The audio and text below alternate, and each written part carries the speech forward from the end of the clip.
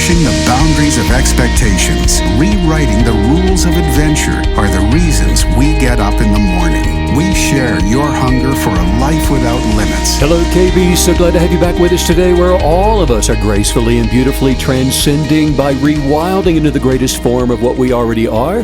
StephenCanyon.com is the website, and you can also watch these podcasts now, which are available at StephenCanyon.com. Hello, Miss Maggie. Hello. Good morning. I love the Kinetically Believe Supernatural T-shirt.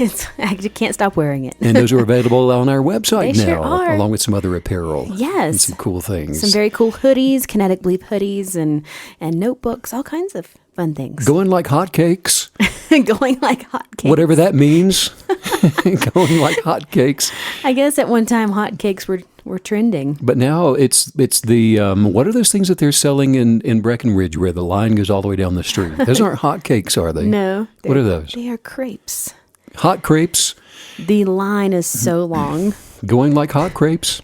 Going like hot crepes. Are they different? I've never had one of those crepes. I'm afraid to. Well, I don't want to end up in that line every day. Well, I can't have one because they contain wheat, which they do? allergic to. Yep. They don't make gluten-free crepes? They probably could, but I don't think there's a big demand for that. Oh, there has to be. Well, if there's not a demand because they don't make them, I guess. I guess so. But I don't think they're struggling because they're not serving gluten-free, whatever. Food is the craziest thing, isn't it? I mean, it just, I marveled, truly. We sound like we're kidding, but the line for those crepes goes about 2 blocks. Okay, so when there's nobody else in town. There's no one walking on the sidewalks, and the line just goes on and on and on down the street. And they have a sign there that says, your wait will probably be 1 to 2 hours. So you're waiting in line knowing that once you order, it's going to be 1 to 2 hours. I mean, it's the afternoon by the time you get your crepe. Crazy. When we lived in Del Mar, they had a little crepe place that was also crazy busy. Do you remember that? I don't know. It was just I up the street. I didn't pay attention to it, but it was busy too, huh? Yeah. Food. Just give me a donut, man. All right, here's a question for you. How do you think the world would be different if bananas were illegal?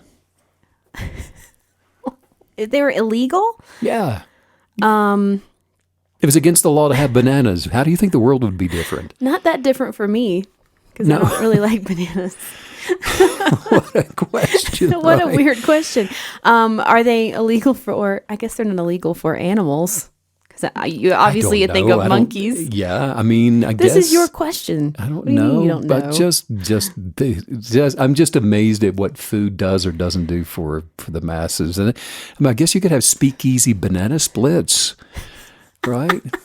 I'm pretty sure I would not risk my freedom for a banana split. I wouldn't pay money for a banana split. Good to see you today, Miss Maggie. Now, here's the real question for you, Stephen. Yes, what?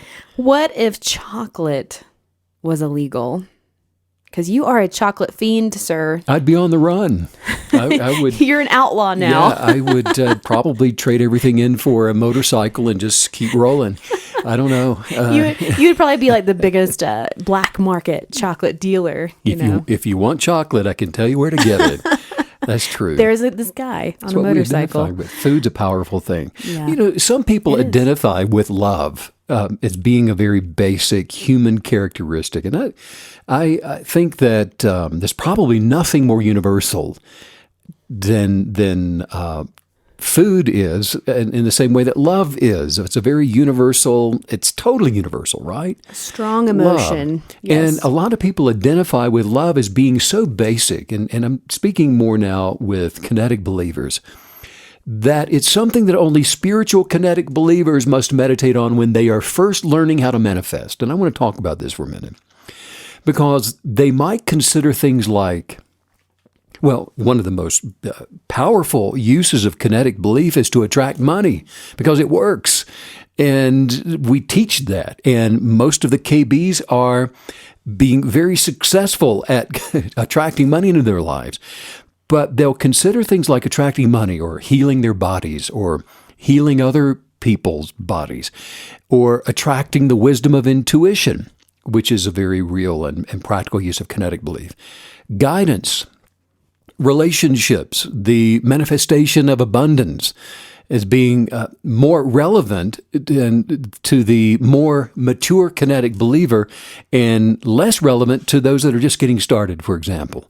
But just by having desires for abundance and desires for successful business, for example, a desire for healing, and healing when doctors said there couldn't be any healing, that is not just an indication of spiritual wisdom at all, actually.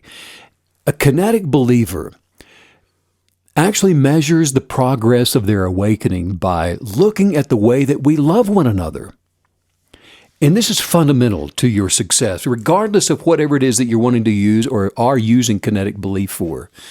How are you loving other people? And one way to assess your spiritual enlightenment is to evaluate the way that you're loving, and then also evaluate the way that you speak, because that's going to tell you a lot about your motive, a lot about the presence of the substance of love within you. And so a question here right out of the gate today is, are you patient and are you kind?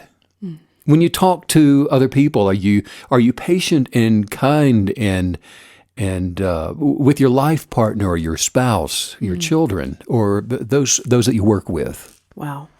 So, So telling. That is the tell-all. And that really is, I look for these in being involved so much in kinetic belief is, what is the quick litmus to tell me where I am in my transcended presence of enlightenment, because this is something that we're stirring up. We're in a world that the energetics are going in the opposite direction of enlightenment. So we intentionally, on purpose, stir up the energetics for living and walking in love toward others. And a quick way to know if you're in the right position for manifesting the things that we're talking about, like money and love and health and peace and all those things, is, are you identifying with boastful accomplishments?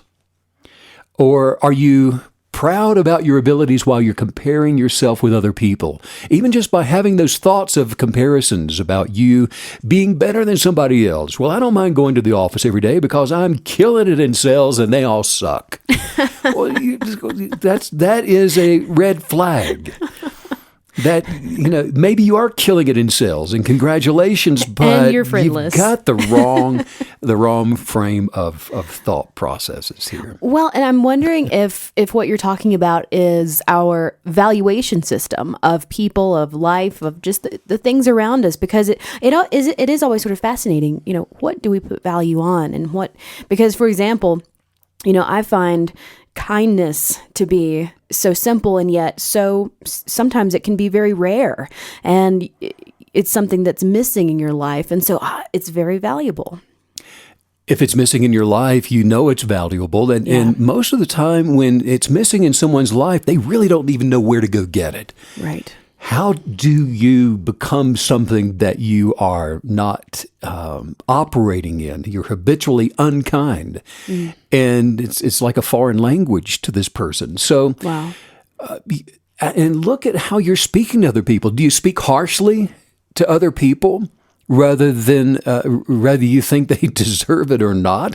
Is it just an attitude of your personality that you developed somewhere along the way? Maybe you grew up watching a parent who was always harsh in the way that they spoke to other people, strangers or not. Going out to a restaurant, and you have a dad who just always spoke harshly to the server, just a personality trait. And do you think about, and do you imagine, when you are, say, having an argument with somebody else, are you thinking about bringing up their past mistakes and pointing out their flaws and things that you've noticed about them in the past? Those kind of personality traits are so telling, because some people just naturally have this abrupt personality, don't they? Yes. And you know a lot of them, and you probably grew up around a lot of them. Maybe you have one yourself, not you, Maggie, but you know a lot of people that's just the way they go.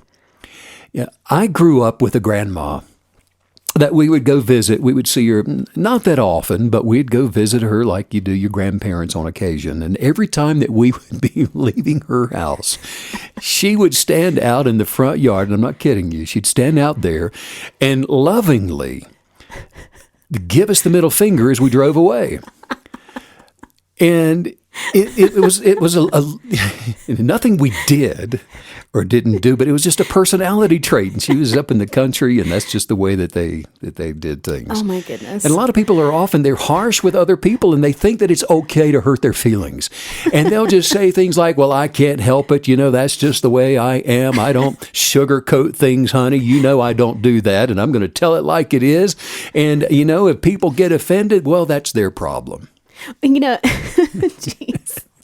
The visual is just so overwhelming. Now, what do you think? Really... Now, look at the work that I had to go through to overcome Grandma giving me the middle finger every time I'd go see her. It's funny, though, because you say that, but I wish I would have loved that. Laughed. The reason, right. Are you kidding? You're 5 years old and an 80-year-old woman is giving you permission to flip people. Well, my mother said that she's just saying bye-bye. So the kids, that's dangerous. That was not good. I learned. All the kids are like, bye. I had a teacher in school, I think, that told me that's not how you say bye-bye. I'm sure, in detention. Right. Definitely. Well, it's funny. This is just such a wonderful topic because I think it permeates and affects every aspect of our life. It's something we're going to encounter or experience as we go throughout all day, every day. I was getting a coffee just the other day, and the staff at the coffee shop, they were way understaffed. And so they just all were, looked very tired and overwhelmed. And I was just noticing the reactions of the people ordering or waiting in line. And it was just fascinating because maybe 80% of the people in there were quite frustrated, being very huffy and rude. And it made me think and wonder, is it empathy? Is that just what people are missing? And is empathy just a heightened awareness of someone else's experience and their situation? Well, certainly are missing a sense of empathy, but it is more of a perspective. Yeah. And it's from not having transcended the ego state of being by identifying with competition and labels and forms and other people and competing and all of those things. And so you've got the wrong perspective for navigating through this life with the energetics of love.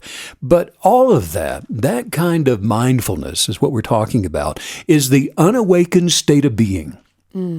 You're sleepwalking, really. And it's the egoic nature of separateness from your higher being, which alienates you from the highest form of existence, where that kind of person that you're seeing in line in Starbucks, their highest vibrational energy is not attracting the light and the love of the abundant life that already exists within them. It's not like they are something that they are not.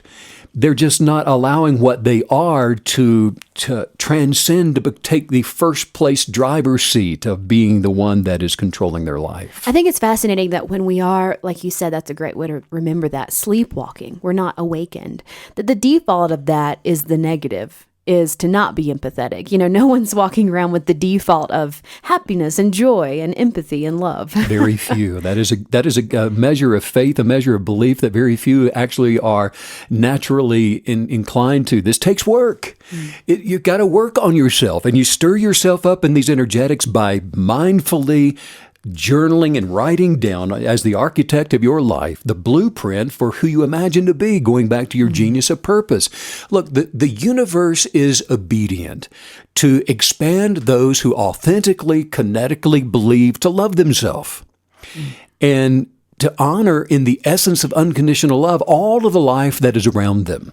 So you, as a spectator of the ugliness in Starbucks, you're still making the choice and the decision that you're going to honor the essence of the higher life being that's on the inside of every person that's in line. Your lens for life changes so that you are not affected, and you remain unscathed by the ugliness and those little and the middle fingers and the gesture, whatever it is that can be an antagonist to your ego to bring you into the same place of dwelling that they're in.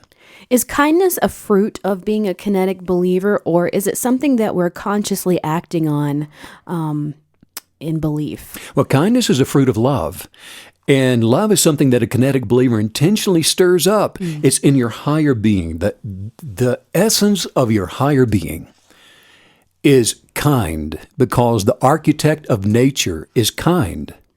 And so it's in alignment with that like kind that we become kind. And more often than not, kindness requires a personality change for there to be any kind of an alignment with love. And that's what we're talking about, is how do you get rid of the knee-jerk, go-to, habitual way of thinking and acting and doing. And most often it's in response to, first of all, maybe you're imitating a parent, a teacher, a coach, or you're just responding to somebody else's ugliness and they give you the middle finger and you give it back to them without even thinking about it. It's knee-jerk. Yeah. And you're protecting the ego that's identifying with pride and having to build itself up to remain alive. The aliveness of the ego, which is puffing itself up. The universe is up to the job of manifesting change through unctions of revelation wisdom for those who seek it, for those that are looking for it and humble themselves enough to ask for it. And anybody that is seeking it is going to attract the wisdom of that change into their awareness. Really, the I don't even know what to call this quality, but just the fact that as human beings, recognizing that we are allowed to and capable of evolving so quickly, it's just such a gift, and it's sort of mind-blowing. The fact that you can be almost animalistic in your reactions to other people today on Wednesday, and then tomorrow on Thursday decide to be awoke and awakened and engaging with people in kindness and love and evolving in that way. And I think that's, again, it's just such a gift that it doesn't take decades. You can decide in every moment. It happens as fast as your willingness to change what you observe. Wherever you change or move your observation, the power of your observation changes things. And that's a quantum physical, scientific proven fact. So that's how fast this happens. You're not trying to become something you're not. You're actually going back to the original to allow the abundance of the essence of life to flourish and to bloom by simply observing it, not observing the things in the empirical form, the world around you, but by observing the higher essence of what you already are. And the other part of this really is just having a desire. It's the willingness. It's a desire to cast down the negative effects of the ego, which will lead you to earnestly then asking for the essence of love to manifest change into your awareness, change into your perspective, and you literally find the lens that you're observing life through begin to change the way you see things, which causes then the transcending effect of awakening. In other words, it's like intentionally looking through a telescope, which we love to do. And you have to, what do? You get this stool or you stand up and you walk over, you go to the telescope and you point it to whatever you're wanting to see. And you look through it, but you're doing it intentionally to see a greater version of the universe. You will not be able to deny what you can now see if you're simply willing to ask your higher authority to show you the macro version of your life, to get you out of the woods so you can actually see the treetops and to then give you a different version of the world around you. The shift that takes place then, the change in perspective becomes you. It doesn't just become a new attitude. It doesn't become a new way of thinking either. It actually becomes you. It's like the morphing that transitions you to an enlightened state of being. And you just know that you know that you know, like we say, and you become that you become that you become. It's a transference of being through the perspective and the changing of your lens that changes your life. That's fascinating to me, this concept of asking for really an aerial view, an aerial perspective of your life to sort of get our bearings on exactly what's going on. And I'm wondering, is that something we can literally utter and ask for? Can we say, please show me, and utter that request and for that perspective. You have not because you pray not. You have not because you ask not. Yeah. That is the humbling of the spirit that asks the higher authority to reveal to you. I mean, this is how you bring forth the wisdom of higher essence of life and enjoy the extremely powerful rewards of change in your life by humbling yourself and to say, you know what, my little ego is not all that after all, and a bag of chips. Maybe I thought it was. Maybe, I figured I could win every wrestling match, and because I'm smarter and better and brighter and bigger and smaller and whatever I am is better than everyone. You overcome that. And you humble yourself to say, you know what? I'm nothing without higher source. I am nothing without the presence of my God. I am nothing without wisdom, without the universe speaking to me and me hearing and understanding and being able to acknowledge what I'm being told about myself and allowing that higher wisdom to guide me and to lead me.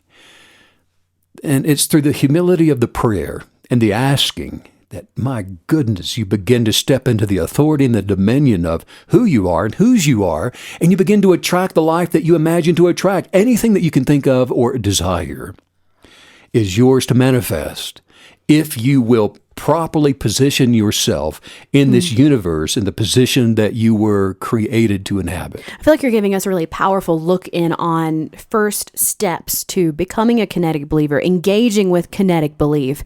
And sometimes those first steps can be the most difficult, but I have to say that once you get a taste of being so unburdened by your ego, because you talk about unbecoming, rewilding, we're letting go of these assets that are not assets, that have been holding us down, dragging us down. And so I have to say, when you clip those loose and you feel so light and so free, you can't get enough. So I just think it's exciting to remember and know and tell everyone that if you can get past that first step of belief, then it's gravy. And that, yes, it is gravy, isn't it? And that lightness that you're talking about, and that feeling great that you're pointing to, all of that is the happiness that comes from the substance of optimism. And that's the peace and the joy and all of those things that you cannot conjure up yourself. There's a fake version of that. You're going to have to go to the store and rifle through some hangers to find it. Yeah. But that is not authentic.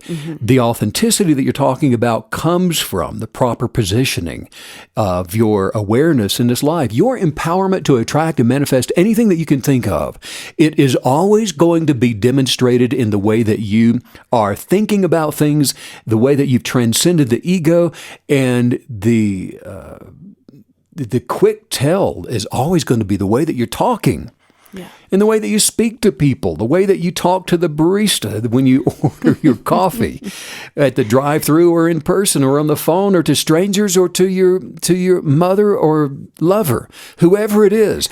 If your talk is not loving, if the way that you speak to other people, if it is not kind to your children, to your spouse or strangers, anybody, and if your talk is not generous, spend some meditative time asking for the wisdom of your higher being to enlighten you in this area of speech, in the way that you're communicating with other people. And look, you don't have to go anywhere like we've been talking about to get what we're talking about.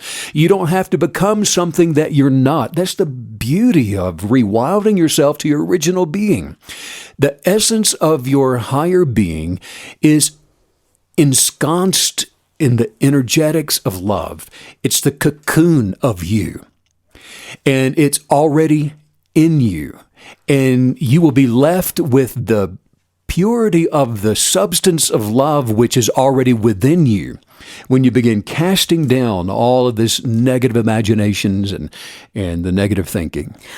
We've been told in articles on the news, wherever, that, okay, people are left-brained, people are right-brained. And so I'm artistic, or I'm mathematical, I'm emotional, I'm cold as stone, whatever. So I'm finding myself wondering, is our personality type going to affect how hard or easy it is for us to activate this energetic of love and kindness? Personality types are simply the way that you're wired for giftings, the wired to create, the wired to find things that are interesting to you. And we use them as excuses for bad behavior.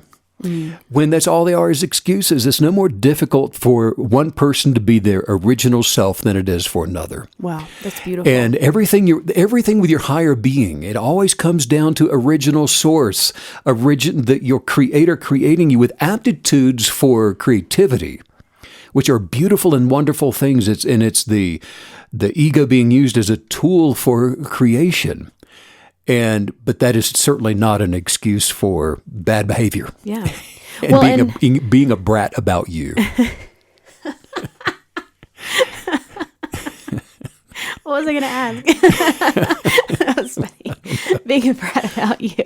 Well, it is interesting, though, because I have to say, even from the time that you're a child, many, many, many people have been told these limiting stories about their personality. And so that's something to be very aware of and recognize that. I love how you said it's not so much that it's not holding us back, but our personality is just going to be a unique way of gifting love, a unique way of expressing kindness. And that's so beautiful. Environment, the way that a person comes into this world, the way that they are raised and nurtured, culture and society will have a person speaking so sweetly and have somebody talking so politely to other people, and yet a lot of people will still have a wrong intention behind the sugar. They'll have this underlying motive behind the smile and an unawakened habitual spirit that is just simply going around breadcrumbing other people. They're manipulating other people through the smiles and through the gifts and the flowers and all of those things. And they're meddling in the lives with other people. Mm-hmm. And that is why the original creatively empowering essence of love is evident, not just in the way that a person speaks, but also in the way that they are identifying with other people. And so showing up somewhere, Meg, and simply saying to someone that you love them, that is not in of itself the essence of love that we're talking about. Because we were talking about this just the other day. It's just as easy for someone to say that they love the circus, or I love chocolate cake. I love to go swimming. I love to ride horses. I love a good horror movie. Oh God. And you love the person that you're with. So what is it? Do you love a horror show that you're living with? That's it. We have to understand what we mean by love. Love is thrown around in this careless, reckless way that means nothing when it comes to the higher essence of love that we're talking about, that positions a kinetic believer to continuously, effectively, successfully attract whatever it is that they're wanting to attract into life: money, health, love, friendship, changing of circumstances, whatever it is. That is the positioning of your authority and dominion within the essence of love, the kind that we're talking about. I have a question about that fake kind of love that you're describing.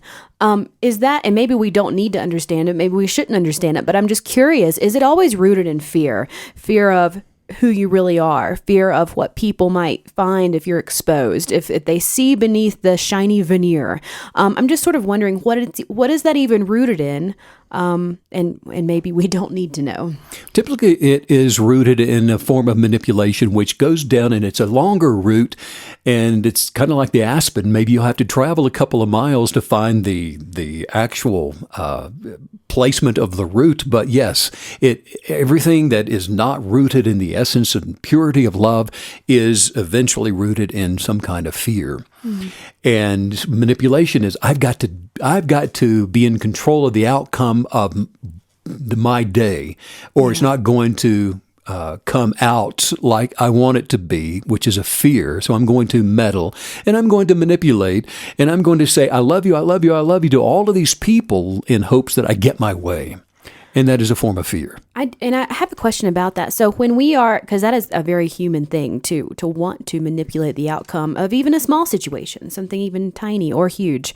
But when we find ourselves being drawn into the desire to manipulate someone or an outcome, what is something simple that we can just remember to tell ourselves, maybe even a mantra that will steer us away from that and back into the light and back into love? Love yourself unconditionally. Love your Creator unconditionally. Trust in and rely on the ability of the universe to have your back, to take care of you, and your own creative authority to be able to call things that be not into existence, and to take from the formless and create form with it, and to know that you don't have to lord over the outcome of all of your activities for them to be. In fact, if you do that, you will fail more often than you'll succeed. And so that is the positioning of the expectation of your higher self to transcend and enlighten you beyond and above the ego. If we give into those manipulative tendencies, are we demonstrating to the universe and to our Creator that we don't really believe the outcome or the other 50% that you talk about is coming to us and happening? I'm just wondering if we're completely undermining an entire journey of manifestation by doing this. Well, you're definitely communing with one source or another. Either you're believing in your own ability or you're believing in the ability of your Creator who created a one-of-a-kind, unique masterpiece. And I opt for that every time. Yeah. I don't trust in the fullness of my own abilities to be able to be a demonstration of the fuller life that I fully expect to be able to live.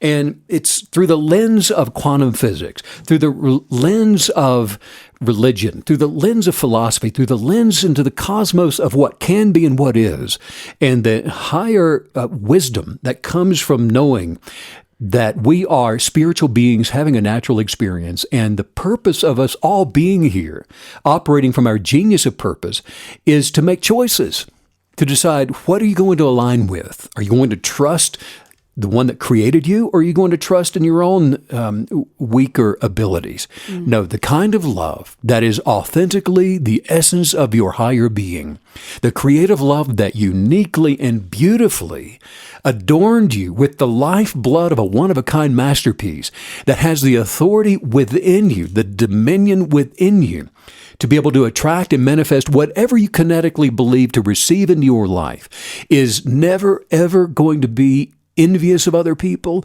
It's never going to be resentful of what other people have. Creative love is always ready to believe the love and the light that is dwelling within other people that are standing in line at Starbucks, that are waving bye-bye in traffic, that are whatever it is that they're doing. You're going to be able to believe the love and the light that's dwelling within them, whether or not it's transcended in their own minds, in their own place of existence, in their own evolutionary process of their spiritual being to their place of authority. And you recognize that as, you know what, they're going through some stuff.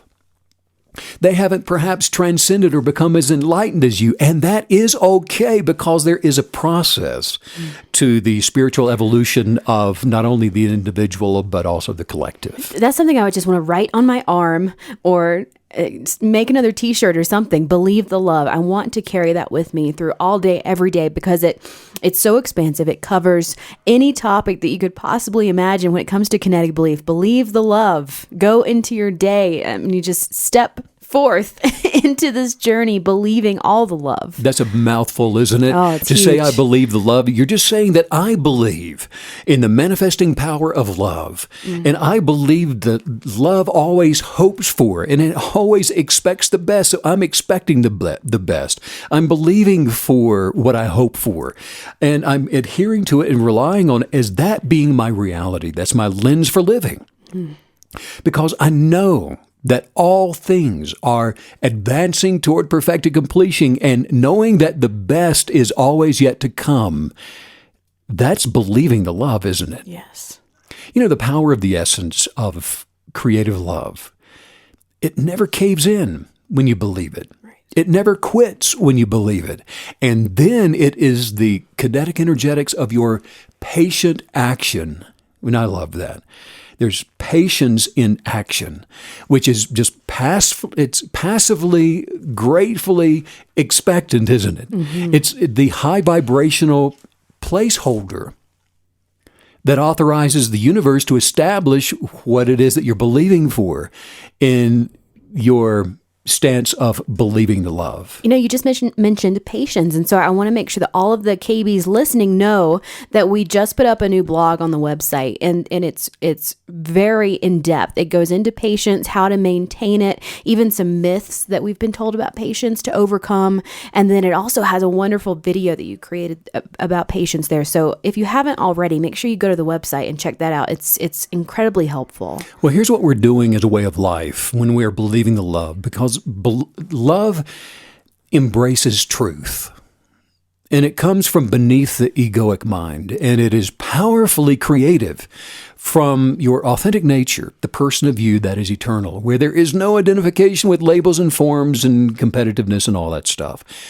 To awaken in spiritual maturity, the maturity of the empowered kinetic believer, every time that you're facing a situation, no matter how big or small, intentionally align with the energetics of unconditional love. You have to do this on purpose, because where there's conflict, you've entered into the optics of the ego. Remove yourself and seek the counsel of wisdom to manifest the essence of unbiased love as the lens for your life. The awakened person, Meg, that's doing this, who's living life powerfully as a creative creator, attracting, manifesting the abundant life, holds themselves fully and totally accountable. It's nobody else's fault. No one else makes you do anything. You're totally accountable. And if there's a problem, well, they see themselves as the solution. All things in your life are according to what you believe they are. And so then making changes now is a continual part of dwelling in the essence of your higher being. And every journey requires making course changes, just like the ones sailing across the sea. You're not going to do it in a straight line and end up anywhere that you imagine to be. You make course changes for navigating the substance of creative love to your destination, grabbing hold of those winds of change to get to where you imagine to be. I want to understand the essence of love when it comes to in word versus in action, because you gave us the concept earlier that people can say I love you and it just be noise. And so it seems like it's going to be very important, first of all, to get a good understanding, not just for yourself, but for your relationship. So you can recognize, is this relationship even mutual? Is it reciprocal? So are we always supposed to look for the action to back up the words? Do those two things have to be coexisting for love to be true and for it to be authentic within ourselves, and then also when understanding where we stand with other people? No, the place that you want to look for measuring your relationships is within yourself to your higher being. Otherwise, you become a negative conscious hunter, and you find yourself looking for what's wrong in other people rather than what's right in other people. Because due to the negative influences of the stories, for example, that the world will tell you, every person has the negative habits of the unloving ego and all of its selfish attitudes that you've got to overcome. And that's a big enough job if you are just dealing with self. But when you take on ownership and the responsibility of everybody else, you'll lose that battle every time. But as you embrace your creative higher authority through the lens of you daily your manifesting journal, working in that and writing that, and that's the optics for what you expect and the love that you're believing, where you're just blueprinting your articles of faith. You're becoming an observer of your ego through the process rather than actually focusing on the ego. It's the contradiction or the contrast of your higher self that illuminates the lesser self. In other words, you can observe it unattached and not identifying with the negative thoughts. And it's much in the same way that we have our relationships with life and with other people. By observing the higher, you're able to unassociate or disassociate yourself with the less. And you're transcending your thoughts and the revelation of love by spending time with your higher self, intentionally spending time in relationship with your higher being. Wow. Meg, this is the process where the kinetic believer begins noticing where they are out of alignment with the energetics of love, and they're able to make these course corrections. And because that's what we mean when we say this is a way of life. You're making course corrections. And one of the most rewarding activities that you can ever be part of is to be around some other kinetic believers. Don't you agree? Yes. I mean, because look, their actions, and if you're in a room full of kinetic believers that know that they are kinetic believers, their attitudes they are emerging from a higher consciousness, and the infectious nature of their authenticity produces actions that are coming up out of and being born from the essence of love. There's nothing like it. Nothing. Don't you wish that there was like a little kinetic belief city that we could all live in together? We need to build one, yes. Can we please? City of Light. City of Light. A KB City. Yeah. If you're audacious enough to desire to be around some other kinetic believers, you're going to find yourself around the manifested essence of kindness. You'll experience authentic compassion and the most amazing amount of generosity.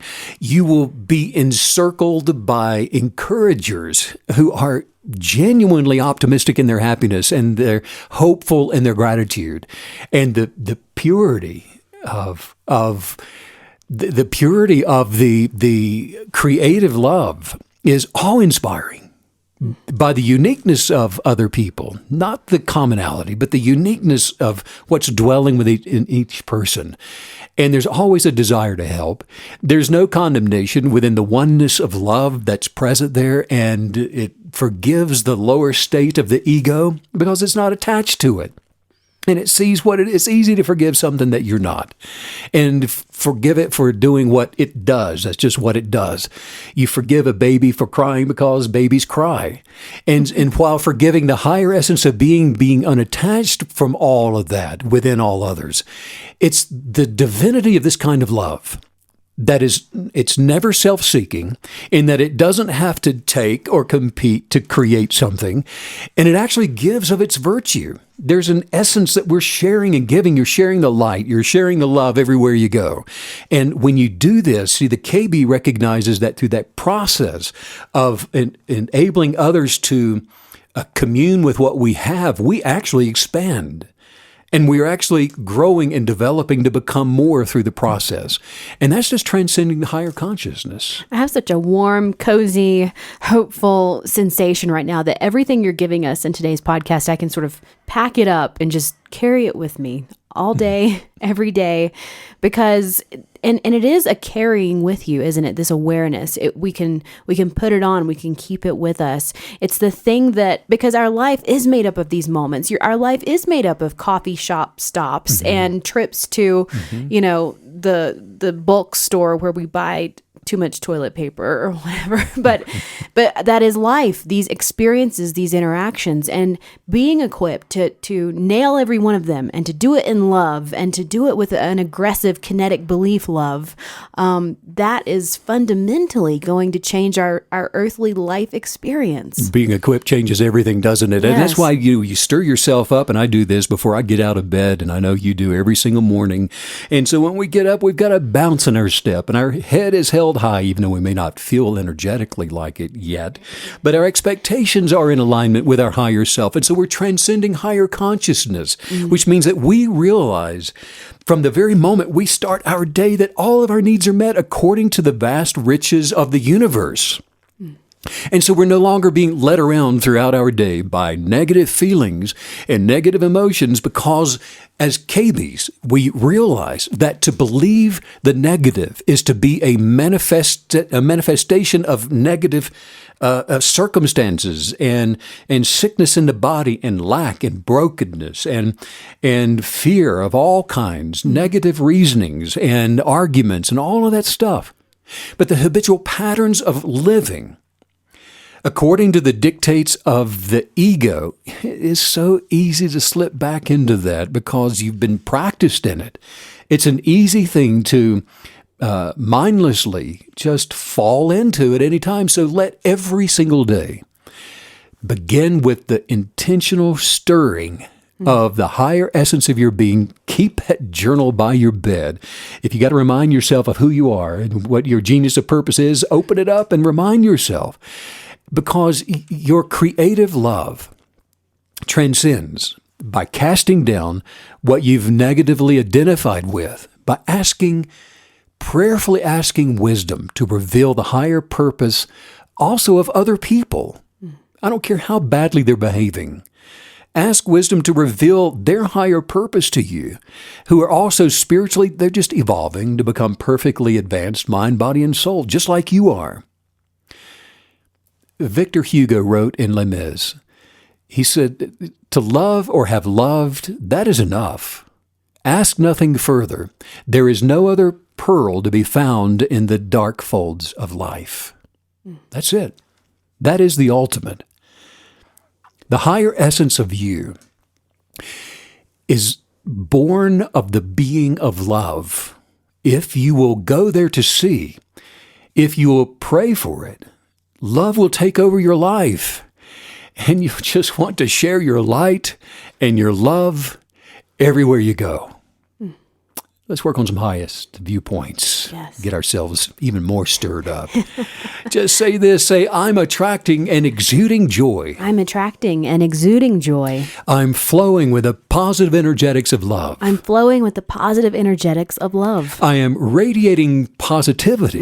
I'm radiating positivity. That everyone can see. That everyone can see. I have become the embodiment. I have become the embodiment of the abundance of love. Of the abundance of love. And I am manifesting the life of my greatness. And I am manifesting the life of my greatness. It's great. It's great. Because it's me. Because it's me. Today I'm imagining to double. Today I am imagining to double. Everything that I desire. Everything I desire. For far more than enough. For far more than enough. For all of me. For all of me. And everyone else. And everyone else. Today. Right now. Right now. I am full of the manifesting confidence. I am full of the manifesting confidence. That higher essence of love brings. That the higher essence of love brings. That I can attract. That I can attract. All things. All things. Through the joyful power. Through the joyful power. Of unconditional love. Of unconditional love. I am so grateful for my life. I am so grateful for my life. And for every one of today's opportunities. And for every one of today's opportunities. To be creative. To be creative. And to have fun. And to have fun. And to delight in. And to delight in. Everything that I see that is full of love. Everything that I see that is full of love. And the happiness that's becoming me. And the happiness that's becoming me. I am so very grateful. I'm so very grateful. I am so very excited. I'm so very excited. I am so very happy. I'm so very happy. I am so very glad. I'm so very glad. I am becoming. Healthier. Healthier. Right now. Right now. Stronger. Right now. Right now. Ideas for more wealth. Ideas for more wealth. Are becoming clearer. They're becoming clearer. And clearer. And clearer. And today. Right now. Is the best day of my life. It is the best day of my life. And I am so grateful. And I'm so grateful. To be the architect. Of my life. And I align myself. With my Creator's. Desire for me. So I imagine. The solid foundation. And I think about all of its contents. And I know. I really do know. That all things. Are so possible. For me.